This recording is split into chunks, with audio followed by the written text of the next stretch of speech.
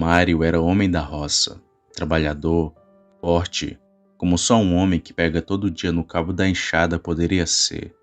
No alto dos seus 1,92 de altura e quase 100 quilos, se dizia o homem mais valente da região. Poucos eram aqueles que teriam coragem de entrar numa briga com Mário.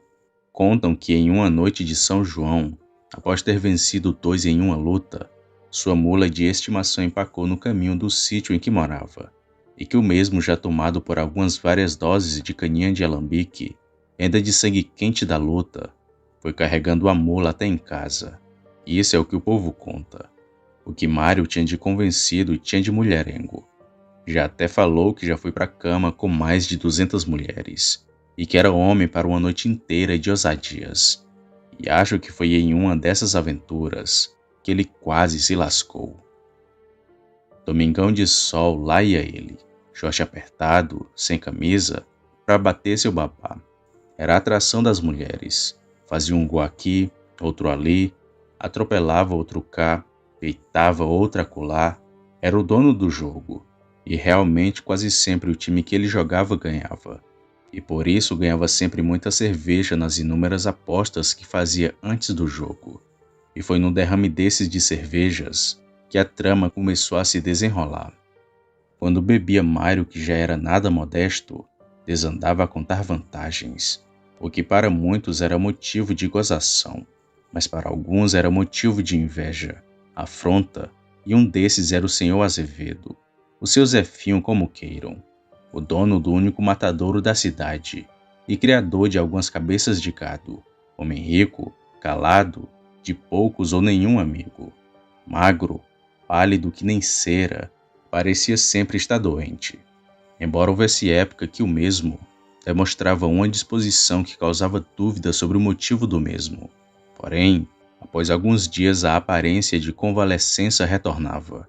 Vivia em sua propriedade, a maior da região, onde vivia isolado com sua segunda esposa, moça de 26 anos mais nova que ele, já que os filhos, todos já adultos, tinham se casado ou estavam na faculdade na cidade grande e não aceitavam tal relação.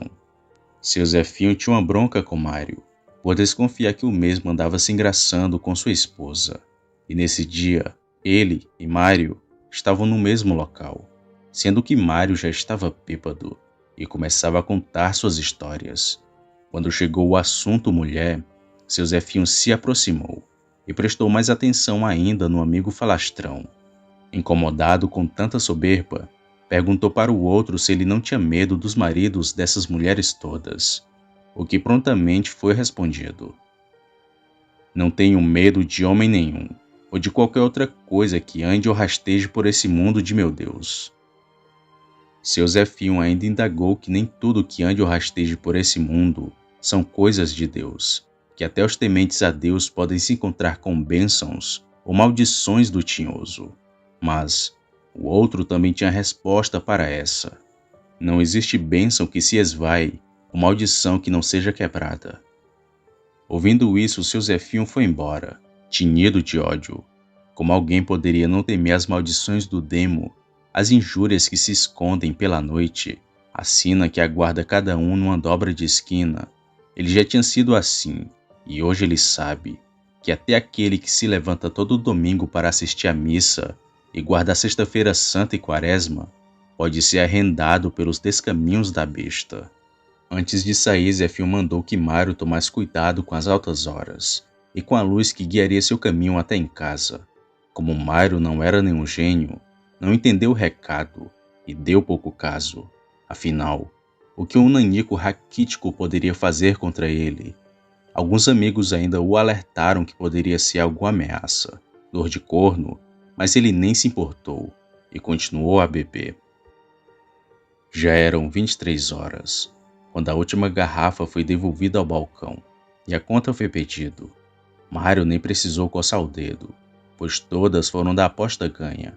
Despediu-se dos amigos e seguiu a caminho de casa com alguns amigos que iriam para a mesma direção. Aos poucos, cada um foi tomando rumo de casa, e ele, como era o que morava mais longe, ficou só. Nem lembrava do conselho, a ameaça de Zefinho.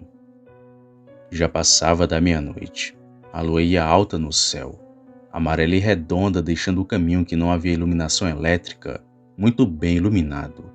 Seria uma caminhada de mais ou menos 1 hora e meia, até a chegada do sítio em que morava, coisa até apreciada, pois assim deixaria as cervejas pelo caminho em algumas paradas para dar o alívio na bexiga. Tudo foi normal, sem contratempo. Chegou em frente ao portão do pequeno sítio em que morava. Notou que os cachorros dos vizinhos estavam agitados e latindo muito. E foi quando chegou próximo de casa que notou alguém deitado, se debatendo em frente à sua porta. Parecia estar passando mal. Ao se aproximar, notou que era alguém conhecido, que era Zefinho. Porém, parecia maior, gemendo, grunhindo, como se tivesse sentindo muita dor. A maldade não veio de imediato, tanto que ele chamou o amigo para saber o que se passava. Zefinho, o que está acontecendo? O mesmo não respondia. Zefinho, o que foi, companheiro? O homem no chão olhou para Mário sem dizer nada e continuou se batendo no chão. E Mário poderia jurar que tinha visto 2 olhos amarelos quando o homem olhou para ele.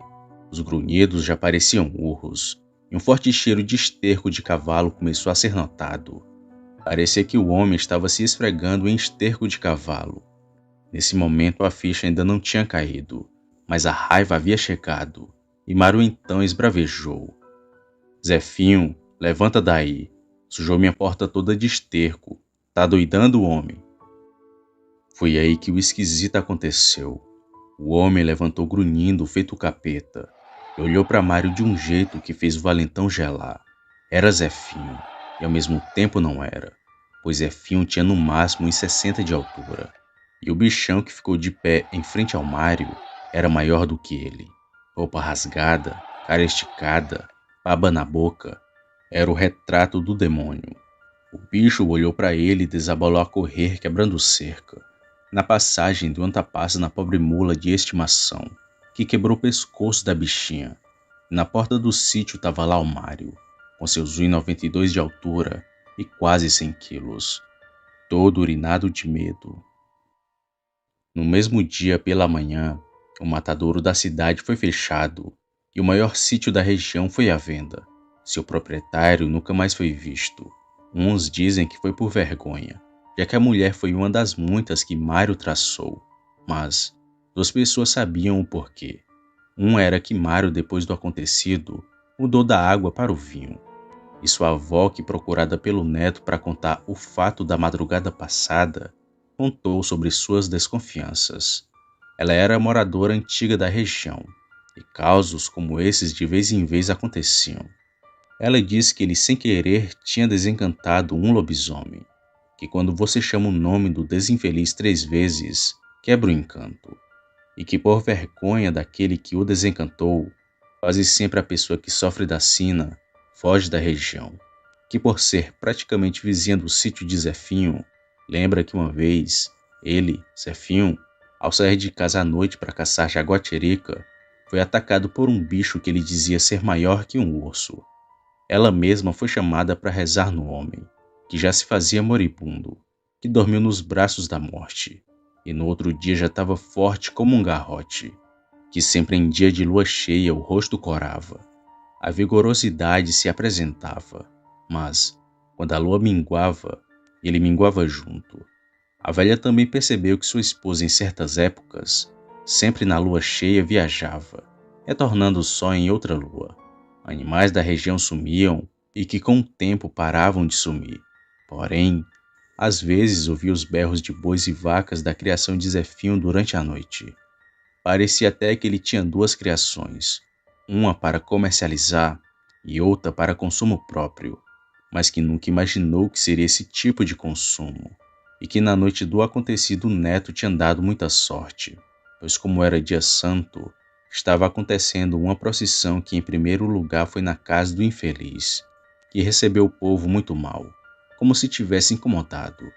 A procissão depois se dirigiu até a casa do caseiro, ficando lá até às 11 horas. Sendo assim, o bicho não conseguiu se transformar, pois as orações, rezas e a imagem de Nossa Senhora seguraram a mandinga do lobisomem, Se não fosse isso, o bicho já transformado é que estaria esperando por ele. Zefinho nunca mais apareceu. Mário passou a ser homem sério e ainda mais trabalhador do que já era. Não perdia uma procissão em dias santos. E até hoje, antes de abrir o portão do sítio, repara bem se nada tem de errado e ora para a proteção da sua casa, porque vai lá saber, até mesmo aquele que teme a Deus, vai às missas e respeita as novenas, pode ser visitado pelas enconjuras do diabo. Boa noite.